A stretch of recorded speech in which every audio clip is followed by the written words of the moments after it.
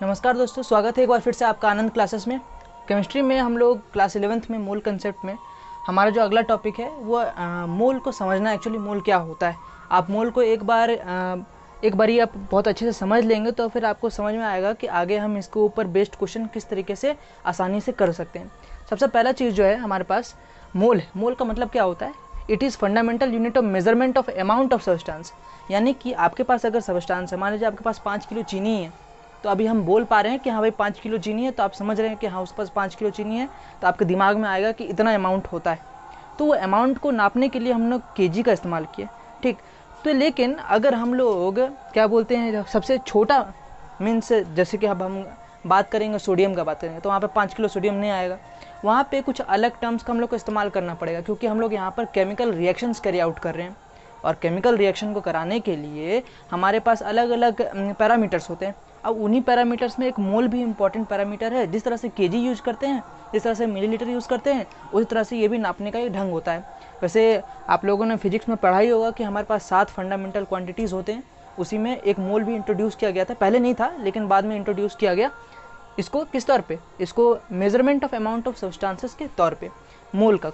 अब एक्चुअली मोल होता क्या है? मोल देखिए, जैसा कि मैंने कहा, वॉल्यूम, मास और नंबर तीनों से रिलेट किया जा सकता है।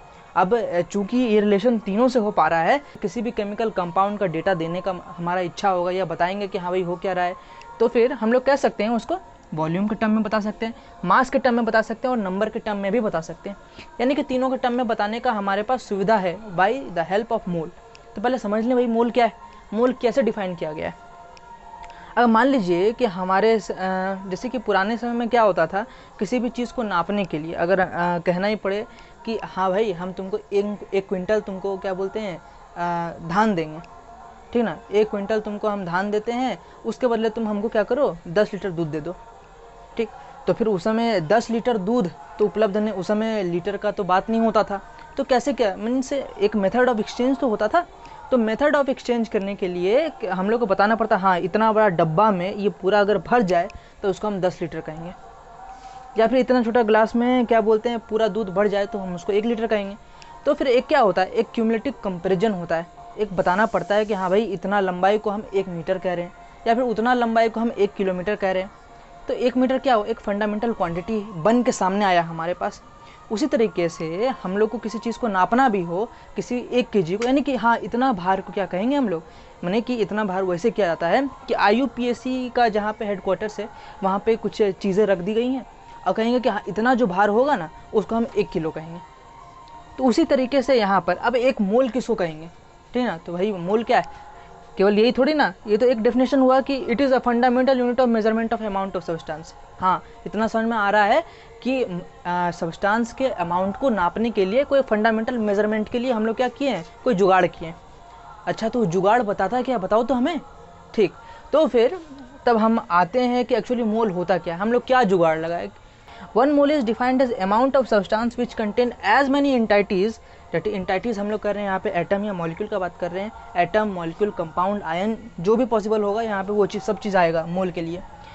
As there are carbon atoms in 12 gram of C12 isotope.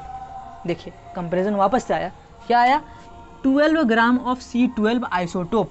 यानी कि C12 आइसोटोप में जितना भी हमारे पास कार्बन एटम होगा, जितना भी कार्बन एटम, मतलब कि मान लीजिए कि एक C12 आइटम आइसोटोप में अगर 4 एटम आता है, इन केस हम बता रहे हैं एग्जांपल के तौर पे, उसमें 4 एटम आता है तो 1 मोल में भी उतना ही एटम होगा या फिर उतना ही एंटाइटी होगा।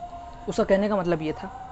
तो पहले अब पता करते हैं कि हाँ भाई 12 ग्राम C12 आइसोटोप वेटिंग हमारे पास अगर मशीन ले आए और उसमें हम लोग 12 ग्राम नापें, तो फिर उस 12 ग्राम में हमारे पास कितना C12 का एटम आएगा, उतना को ही हम एक एवोगाड्रो नंबर कहते हैं या फिर 1 मोल कहते हैं।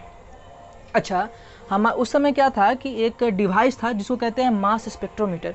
उस मास स्पेक्ट्रोमीटर, अभी हम लोग को उसको पढ़ना नहीं है कि मास स्पेक्ट्रोमीटर क्या होता है, बस इतना जान लीजिए कि उस मास स्पेक्ट्रोमीटर के मदद से हमने C12 एटम जो था उसका मास निकाला, ठीक। बहुत ज़्यादा प्रिसाइज नहीं, लेकिन पता चला कि वो होता है 1.99 × 2648 × 10⁻³ ग्राम। यानी कि उसके एक एटम का मास इतना के बराबर है। अच्छा तो जब मास ऑफ एक C12 एटम का इतना है तो बताइए तो भैया 1 ग्राम क्या होगा। 1 ग्राम, वहाँ के सब तो यूनिटरी मेथड है। इतना ग्राम में इतना C12 एटम, यानी कि इतना ग्राम बराबर 1 C12 एटम। तो 1 ग्राम बराबर क्या होगा, यही चीज़ को हम यहाँ पे 1 बटा ये चीज़ लिख देंगे। जैसे कि अब हमारे पास अगर इस तरीके से है, अब हम कह रहे हैं अगर 1 एटम इज इक्वल्स टू इतना ग्राम, 1.99 इंटू 10⁻⁻23 ग्राम्स।